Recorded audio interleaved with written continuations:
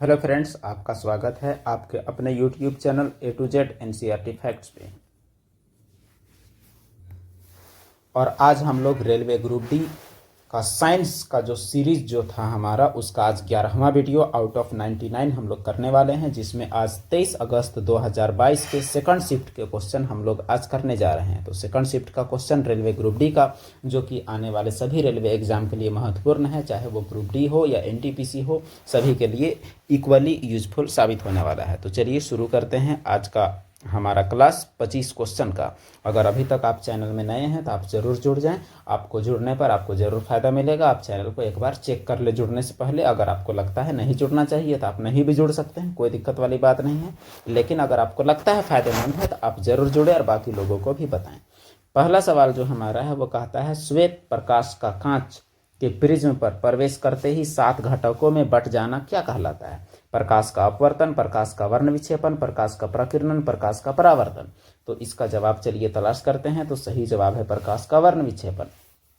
जब भी हम लोग किसी प्रिज्म से प्रकाश की किरण को गुजारते हैं तो यह 7 रंगों में बट जाता है। और ये 7 रंग कौन कौन सा होता है? भी, आई, बी, जी, वाई, ओ और आर, यानी violet, indigo, blue, green, yellow, orange और रेड होता है। ये रहा नाम याद रखने का तरीका। तो यह है प्रकाश का वर्ण विक्षेपण। प्रकाश का अपवर्तन, जब एक माध्यम से प्रकाश दूसरे माध्यम में जाता है तो जिस दिशा में जाना चाहिए उस दिशा में न जाकर वह अपना दिशा बदल लेता है, उसे हम लोग प्रकाश का अपवर्तन कहते हैं। प्रकीर्णन क्या होता है? बहुत छोटे कण में जब प्रकाश की किरण पड़ती है तो यह कई दिशाओं में फैल जाती है, यानी वितरित हो जाती है, इसे प्रकाश का प्रकीर्णन कहते हैं। और परावर्तन क्या होता है कि जब किसी चिकनी सतह पर प्रकाश की किरण पड़ती है तो वह उसी माध्यम में लौट जाती है जिस माध्यम में आई थी, इसे प्रकाश का परावर्तन कहते हैं। अगला प्रश्न, HNO3 एक्वस, KOH एक्वस, तीर का निशान के बाद KNO3 एक्वस और H2O, यह अभिक्रिया कैसी अभिक्रिया है? अपघटन, रेडॉक्स, उदासीनीकरण या संयोजन अभिक्रिया? तो रासायनिक अभिक्रिया जो पहला पार्ट जो हमारा है एनसीईआरटी 10वां क्लास का, उससे और दूसरा पार्ट का सम्मिलित प्रश्न ये है। तो सही जवाब इसका हो जाएगा उदासीनीकरण। क्यों है ये आपको बताएं। जो HNO3 है ये आपका है अम्ल, और जो KOH है वो आपका है क्षार। KNO3 जो है वो आपका क्या है? तो वो आपका है लवण। और ये H2O क्या है? जल। वह अभिक्रिया जिसमें अम्ल और क्षार मिलकर लवण और जल बनाते हैं उसे कहते हैं हम लोग क्या? उदासीनीकरण अभिक्रिया। आपको याद रखना है, उदासीनीकरण अभिक्रिया किसे कहते हैं? अम्ल प्लस क्षार बराबर लवण प्लस जल बनाने वाले अभिक्रिया को उदासीनीकरण अभिक्रिया कहा जाता है। अगला प्रश्न, सवाल है, शक्ति, धारा और प्रतिरोध और विभवांतर के बीच गलत संबंध की पहचान करें। यहाँ ये सवाल तो थोड़ा लंबा होने वाला है। ये सवाल 10वां क्लास के विद्युत पाठ से है। तो चलिए इस सवाल का गलत पहचान करना है। तो गलत के लिए हम लोगों को थोड़ा अच्छे से इसे डील करना पड़ेगा। इसका जो सही जवाब यहाँ जो है ये आपका P बराबर IR² है, लेकिन बाकी सही क्यों है ये हमें जानना बहुत जरूरी है। तो चलिए जानने का प्रयास करते हैं। P, I, R और V। तो देखिए हमारे पास एक रिलेशन जो है वो आपका है V बराबर IR, एक है पावर P बराबर VI। तो P बराबर VI एक होता है, ये आपका ठीक है, इसका मतलब ये सही है। अब देखिए यहाँ P बराबर, अगर आप V के जगह में IR रख देते हैं, V की जगह में IR और यहाँ I तो पहले से है, तो आपका P बराबर हो जाएगा I²R। इसका मतलब P बराबर I²R, ये भी आपका सही है।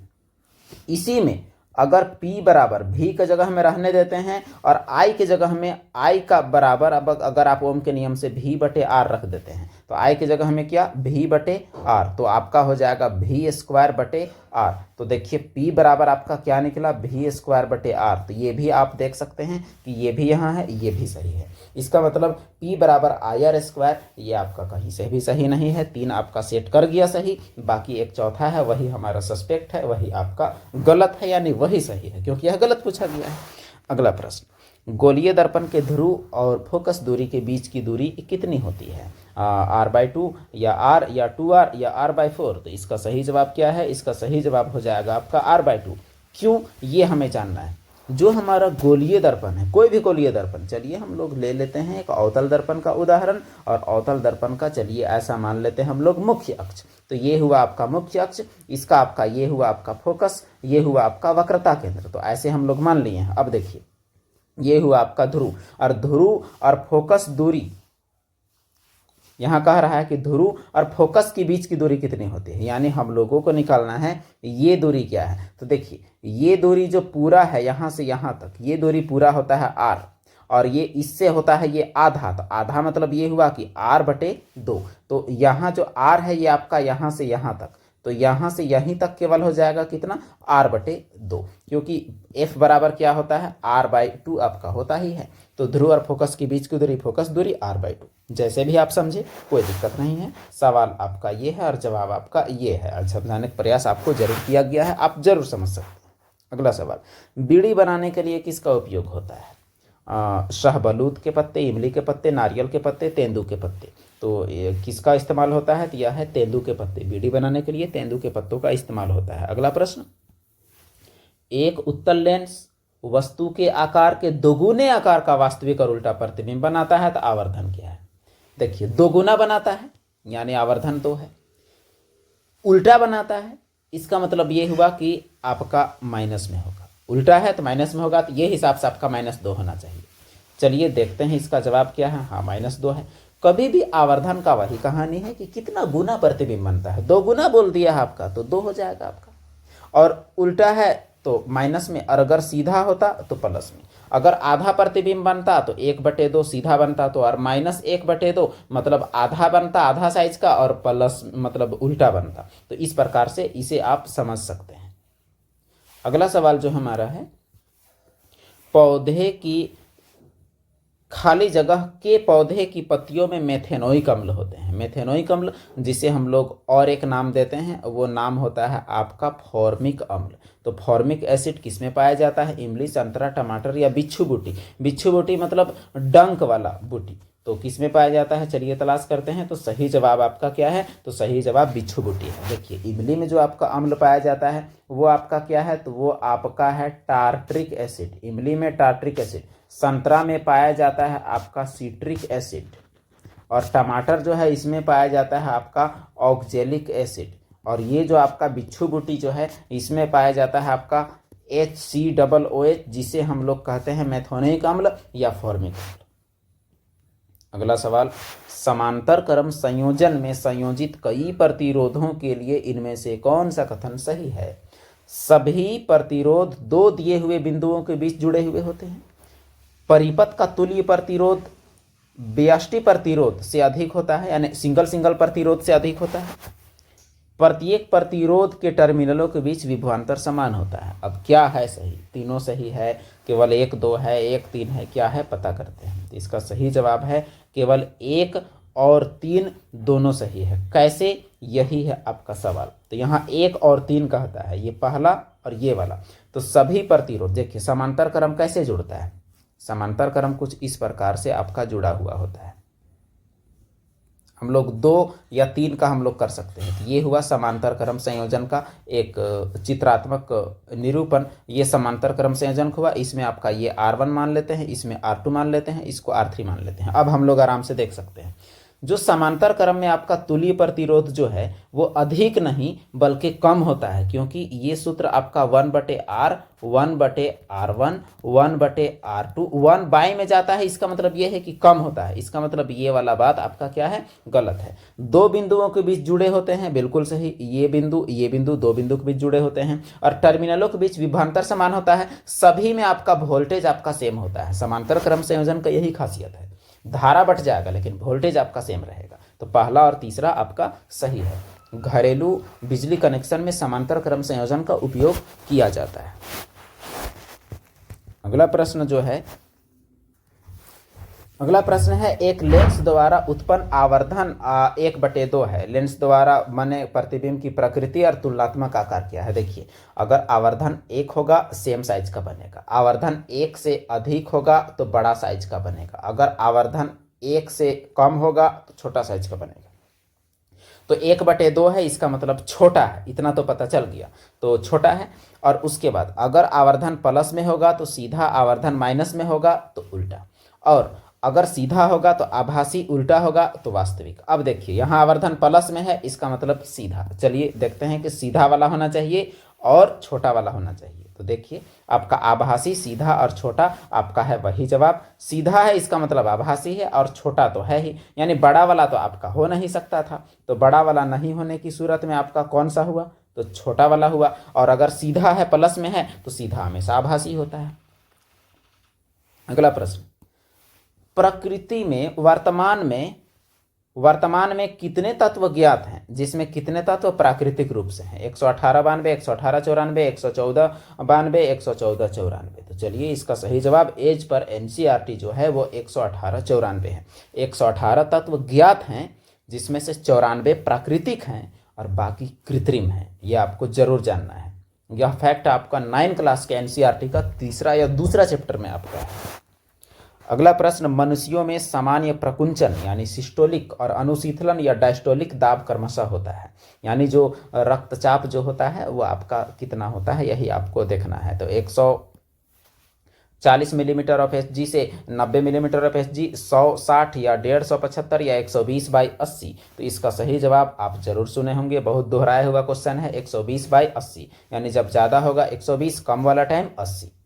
अगला प्रश्न,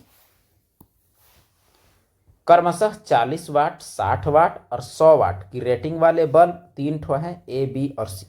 तीनों को 220 वोल्ट का वोल्टेज सोर्स से जोड़ा जाता है और समांतर क्रम में जोड़ा जाता है। तो अधिकतम दीप्ति के साथ चमकने वाला बल्ब कौन है, यानी सबसे तेज कौन जलेगा? यानी सवाल में आपका क्या कहता है, वो सवाल पहले हम लोग देखते हैं। सवाल आपका कुछ इस तरह है, 3 बल्ब हैं आपके, तीनों समांतर क्रम में जोड़े हुए हैं। तो तीनों समांतर क्रम में, ये प्रतिरोध का हवाले से हम लोग देखते हैं उस तरह से ही, ताकि हमें समझने में आराम हो। तो इस प्रकार से जोड़े गए हैं। आपका जो वोल्टेज सोर्स है ये आपका कितना है, तो 220 वोल्ट।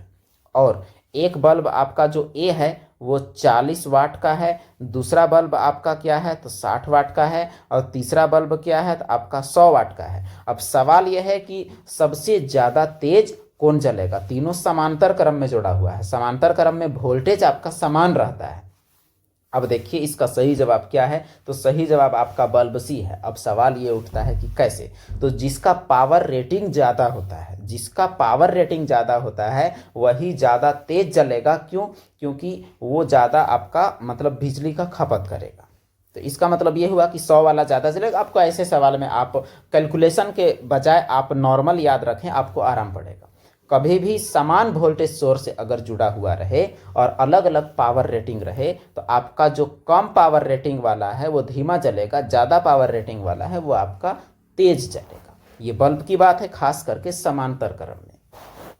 इसका कैलकुलेशन भी किया जा सकता है, कैलकुलेशन करके भी हम लोग पता कर सकते हैं, लेकिन उतना ज़रूरत इसका नहीं है। आप काम से ही काम रखिए, ज़्यादा अच्छा है, और सीखने के लिए भी आपको मिल ही जा रहा है। अगला प्रश्न,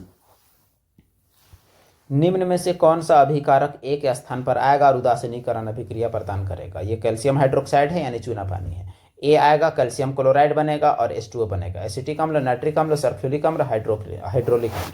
क्या बनेगा देखते हैं। आपका CaOH का होल 2, अगर हम लोग HCl यहाँ पर लेते हैं, क्योंकि यहाँ Cl है, तो क्या बनता है, CaCl2 बनता है। तो इसको हमको 2 करना पड़ेगा, तब जाके 2 Cl बनेगा। साथ में H2O बनता है, और इसे भी हमको संतुलित करने के लिए आगे बढ़ाना पड़ेगा। क्यों?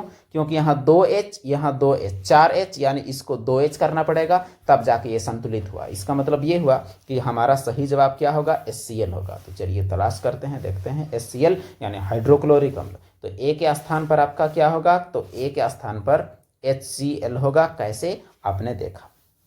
अगला सवाल, निम्न में से कौन सा वायु प्रदूषण का एक प्राकृतिक स्रोत है? ज्वालामुखी विस्फोट, ऊर्जा संयंत्र, लकड़ी का जलना, वाहनों से निकलने वाला धुआं। तो प्राकृतिक प्रदूषण का यानी प्रदूषण का एक प्राकृतिक स्रोत, जो कि प्रकृति ही प्रदूषण करता है। ज्वालामुखी विस्फोट से बहुत ज़्यादा वायु प्रदूषण होता है। हमारे यहाँ तो नहीं है, लेकिन बहुत सारे देश जो ज्वालामुखी से सक्रिय देश हैं, उन देशों में ज्वालामुखी से काफ़ी प्रदूषण होता है, क्योंकि बहुत सारी प्रदूषित गैसें वहाँ से निकलती हैं। अगला प्रश्न, पहले चरण के आरंभ में ऑक्सी और अनॉक्सी श्वसन के दौरान उत्पन्न उभयनिष्ठ उत्पाद इन निम्न में से कौन सा है? उभयनिष्ठ मतलब कॉमन उत्पाद पहले चरण में कौन सा है? एथनॉल, पाइरूवेट, लैक्टिक अम्ल या जल। तो देखिए ये सवाल काफ़ी खास है आपके लिए। पाइरूवेट उत्पन्न होता है कैसे, यही हम लोग को देखना है। अब देखिए यहाँ जो ग्लूकोज का विखंडन के बहुत तरीके हैं। जैसे ये आपका ग्लूकोज, इसमें 6 कार्बन है, आपका कोशिका होता है, कोशिका का केंद्रक होता है, यहाँ माइटोकॉन्ड्रिया होता है। तो कोशिका द्रव्य में जो विभाजन होता है वो पाइरूवेट 3 गो कार्बन में बनता है। तो पहला चरण में क्या बना? पाइरूवेट। अब देखिए, अगर ऑक्सीजन नहीं रहेगा तो एथनॉल बनेगा, अगर ऑक्सीजन रहेगा लेकिन कमी रहेगा तो लैक्टिक एसिड बनेगा। इसी कारण हमारे मांसपेशियों में दर्द होता है जब हम लोग दौड़ रहे होते हैं, ऑक्सीजन का अभाव होता है दौड़ने के समय। उस दौरान ऑक्सीजन रहेगा तो यह काम माइटोकॉन्ड्रिया में होगा और कार्बन डाइऑक्साइड, जल और ऊर्जा बनेगा। सबसे बेस्ट आपका ये वाला है, तीसरा वाला, और सबसे खराब आपका है ये वाला, और बीच बीच में आपका लैक्टिक अम्ल वाला है। तो ये पहला स्टेज में क्या बना? पाइरूवेट, जिसमें 3 कार्बन के अणु हैं, और ये सभी में कार्बन के अणु आपके कम हैं। तो विखंडन का वही मतलब है कि कार्बन के अणु कम से कम होते जाएंगे, वही हमारा पाचन है। तो विभिन्न पथों द्वारा ग्लूकोज का विखंडन का एनसीईआरटी डायग्राम आपके सामने है। अगला सवाल, निम्न में से किस जीव की छोटी आंत अपेक्षाकृत लंबी होती है? बाघ, गाय, मनुष्य या शेर? तो उस जीव की आंत अपेक्षाकृत ज़्यादा लंबी होती है जो शुद्ध रूप से शाकाहारी होती है। तो पहचान कर लें जरा। तो गाय जो है वो शुद्ध रूप से शाकाहारी है, और मांसाहारी जीव जो है उसका जो आंत का लंबाई वो छोटा होता है। जैसे बाघ और शेर का 1 मीटर आसपास ही होता है, लेकिन गाय का आपका 10-12 मीटर आपका हो सकता है। अगला प्रश्न, सवाल है, निम्नलिखित अभिक्रिया के लिए अवस्था के संकेतों के साथ संतुलित रासायनिक समीकरण लिखिए। यानी अवस्था का संकेत लिखना है। देखिए, पोटेशियम हाइड्रोक्साइड विलयन जलीय, जलीय है तो AQ लिखेंगे। नाइट्रिक अम्ल विलयन जलीय, यहाँ भी AQ लिखेंगे। अभिक्रिया करके सोडियम नाइट्रेट विलयन बनाता है, सोडियम नाइट्रेट का विलयन बनाता है और जल उत्पन्न करता है। अब देखिए, आपका जो पोटेशियम हाइड्रोक्साइड है वो आपका KOH होगा, ठीक है, और नाइट्रिक अम्ल आपका HNO3, सब में HNO3 है, आपको केवल हिसाब लगाना है। देखिए, पोटेशियम हाइड्रोक्साइड चारों में है, पोटेशियम हाइड्रोक्साइड आप देख सकते हैं यहाँ आपका चारों में है। उसके बाद नाइट्रिक अम्ल यहाँ भी आपका चारों में है। ये सारे के सारे हैं, बस आपको सही से आपको लिखना है इसका जो जलीय, जलीय और यहाँ जो विलयन और जल है, इसी को आपको केवल इंडिकेट करना है। तो इसका सही जवाब देखें, इसका जो सही जवाब है वो 3 है। क्यों, उसको देखिए। जलीय के लिए आपको बताया गया एक्वस बिल्कुल है, यहाँ जलीय के लिए एक्वस बिल्कुल है। अब देखिए, सोडियम नाइट्रेट का विलयन ये भी आपका जलीय है, और जो जल जो होता है इसमें जलीय नहीं लिखाता है, इसमें आपका L लिखाता है, लिक्विड लिखाता है। तो इसका मतलब ये हुआ कि ये आपका कैसे सही है आपने देखा। और बाकी में आप देखिए, यहाँ जो जलीय है यहाँ आपको लिक्विड लिखा है, यही आपका गलत बनाता है। इसमें कोई सिंबल है नहीं, इसमें सारे को लिक्विड लिख दिया है, इसलिए ये गलत है। तो जलीय वाला को जलीय एक्वस लिखना है, एक्वस अर्थात जलीय होता है। अगला सवाल, नीचे दिए गए कथनों पर विचार कीजिए, सही उत्तर का चयन कीजिए। अष्टक नियम केवल कैल्शियम तक लागू होता था। कैल्शियम के बाद प्रत्येक 8वें तत्व में पहले का गुण मौजूद नहीं था। केवल कथन 1 सही, दोनों सही, और दोनों एक दूसरे का व्याख्या, केवल 2 सही, दोनों सही, लेकिन सही व्याख्या 1-2 का है। तो इसका सही जवाब क्या होगा, चलिए तलाश करते हैं। सही जवाब इसका है दोनों सही है, और 2 पहला का व्याख्या है। देखिए, जो आपका न्यूलैंड्स का अष्टक आया था उस दौरान आपके तत्वों की संख्या 56 जरूर थी, लेकिन अष्टक का नियम केवल कैल्शियम तक ही लागू होता था। कैल्शियम के बाद प्रत्येक पहले तत्व का गुण 8वें से नहीं मिलता था, यानी अष्टक का नियम कैल्शियम तक ही था। यही तो जो न्यूलैंड्स का अष्टक नियम की सबसे बड़ी खामी थी, इसलिए दोनों सही है, 2 एक की व्याख्या करता है। अगला सवाल, सवाल है, नीचे दिए गए द्विबीजपत्री, यहाँ देखिए द्विबीजपत्री है कि चित्र का अध्ययन कीजिए। A, B और C, A, B और C तीनों नाम, ये वाला और फिर ये और ये क्या क्या है, इसका कार्य के बारे में आपको सही विकल्प बताना है। इसका सही विकल्प आपके सामने बहुत सारे ऑप्शंस हैं। इन ऑप्शंस में आप देखें, A भावी प्रारोह, B भोजन संग्रहण और B भावी मूल, और उसके बाद भावी मूल, भोजन संग्रहण, भावी प्रारोह, वही सब आपका उलट पलट करके दिया हुआ है। तो इसका सही जवाब आपका ऑप्शन A है। अब हम लोग इसमें लर्निंग करते हैं। A आपका है भावी प्रारोह, यानी आने वाला जो प्रारोह जो होगा वो आपका क्या होगा, A। यहाँ आप देख सकते हैं ये हुआ आपका भावी प्रारोह। अब देखिए, भोजन का संग्रहण B में, यानी ये जो ज़्यादा बड़ा जगह है इसमें आपका क्या हो जाएगा, तो इसमें आपका भोजन का संग्रहण हो जाएगा। अब ये जो भावी मूल यानी ये जड़ है, आने वाला समय में जो जड़ जो बनेगा भावी मूल, वो आपका ये बनेगा। तो इस प्रकार से ये तीनों का एक्सप्लेनेशन है। अगला प्रश्न, सवाल है कि नीचे दिए गए कथनों पर विचार कीजिए, सही उत्तर बताइए। कार्बन में कार्बन परमाणुओं के अन्य परमाणु के साथ, यानी कार्बन के अन्य परमाणुओं के साथ बंध बनाने की अद्वितीय क्षमता, यानी किसी और में नहीं है, जिसके परिणाम स्वरूप बड़े अणु बनते हैं, यानी सी सी सी सी ऐसे श्रृंखला बनाता है। इस गुण को श्रृंखलन कहते हैं। क्या दोनों सही है? दोनों गलत है। क्या है इसका सही? तो देखिए, इसका हम लोग जवाब भी देख लेते हैं। सही जवाब आपका क्या है? दोनों सही है। कैसे, ये बताते हैं। कार्बन में एक विशेष गुण है जिसमें कार्बन अपने ही परमाणुओं के साथ मिलकर एक लंबा चेन का निर्माण कर सकता है, और इस गुण को हिंदी में हम लोग श्रृंखलन और इंग्लिश में इसे केटेनेशन कहते हैं। और यही गुण कार्बन को बहुत बड़े बड़े यौगिक बनाने के लिए बहुत ज़्यादा फेवरेबल कंडीशन प्रदान करता है। अगला प्रश्न, नारियल के छिलके में मौजूद कौन सा उत्तक उसे कठोर और दृढ़ बनाता है? पैरेन्काइमा, स्क्लेरेन्काइमा, गार्ड सेल या कोलेन्काइमा? तो इसका सही जवाब जो आपका है वो आपका है आपका स्क्लेरेन्काइमा। आपको याद रखना है, कुछ उत्तक जो है 9 क्लास का उत्तक एक पार्ट है जिससे सवाल कई बार पूछे जाते हैं। तो अगर नारियल से रिलेटेड आपका सवाल आए तो आपका जुबान में यह आंसर होना चाहिए नारियल का स्क्लेरेन्काइमा। नारियल के छिलके में मौजूद उत्तक स्क्लेरेन्काइमा जो कठोर और दृढ़ बनाता है। अगला प्रश्न, स्वतंत्र रूप से लटका हुआ छड़ चुंबक किस दिशा को इंगित करता है? स्वतंत्र रूप से लटका हुआ छड़ चुंबक, जब से आप कोई भी छड़ चुंबक को लटका देते हैं स्वतंत्र रूप से, तो वो क्या दिखाएगा?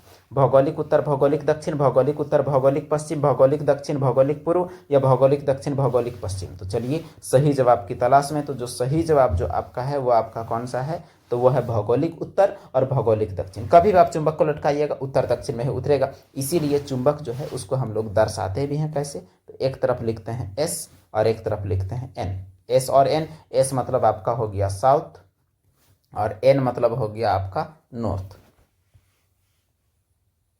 अगला प्रश्न, निम्न में से कौन सा वायरस का उदाहरण है? HIV, एड्स, एंथ्रेक्स या फीलपाव? यहाँ वायरस का उदाहरण आपसे पूछा गया है, तो वायरस आपका HIV है, एड्स तो आपका बीमारी है, एंथ्रेक्स आपका बीमारी है, फीलपाव आपका बीमारी है, वायरस आपका क्या है? तो HIV है। अगला सवाल, एक सीधे धारावाही चालक के लिए इनमें से कौन सा कथन सत्य है? चुंबकीय बल रेखाएं केंद्र में चालक के युक्त सकेंद्रित वृत्त होती हैं। जैसे जैसे चालक से दूर जाते हैं चुंबकीय क्षेत्र की प्रबलता बढ़ती है। चुंबकीय क्षेत्र की दिशा दाएं हाथ के अंगूठे के नियम से निर्धारित की जा सकती है। तो देखिए यहाँ तो रिलेटिंग बात जरूर है विद्युत और चुंबक से। इसमें आपका 1 और 3 दोनों सही है। कैसे, ये हम लोग समझते हैं। देखिए, जब भी किसी तार से हम लोग धारा प्रवाहित करते हैं, मान के चलिए धारा प्रवाहित इस दिशा में आपका हो रहा है, तो जो चुंबकीय क्षेत्र आपका इस प्रकार से सकेंद्रीय वृत्त बनाएगा। ये बात आपका पूरी तरह से सच है। इसका मतलब पहला आपका सही है, ये केंद्र सकेंद्रीय वृत्त। अब देखिए, जैसे जैसे दूर जाएंगे वैसे इसका पावर घटेगा, यानी प्रबलता बढ़ेगा नहीं, यानी यही बात आपका गलत है। अब इसको हम लोग दक्षिण हस्त अंगुष्ठ नियम से हम लोग चुंबकीय क्षेत्र का दिशा निर्धारण करते हैं, तो यह दिशा का निर्धारण इससे होता है। यह बात सही है, यानी ये पहला और तीसरा सही है, दूसरा आपका गलत है। इसीलिए इसका जवाब आपका क्या है? तो ऑप्शन 4 है। तो इसी के साथ आज का हमारा एक्सप्लेनेशन जो 25 क्वेश्चन का है ये खत्म होता है। पहले हमें ज़्यादा समय लग रहा था, लेकिन अब कम टाइम में हमारा हो जा रहा है। आपका भी समय का बचत है, तो 25 में 25 आपको जनरल साइंस में अगर लाना है तो इस सीरीज से आप जुड़े रहें। इसमें जो रेलवे ग्रुप डी के 99 शिफ्ट के प्रश्न आपका करवाए जाएंगे और NTPC के भी करवाए जा रहे हैं, उसे भी आप देखें और ग्रुप चैनल से जुड़कर आप अन्य चीज़ों का भी लाभ उठाएं जो भी हमारे चैनल में प्रोवाइड किया जा रहा है। धन्यवाद, फिर मिलते हैं अगले वीडियो।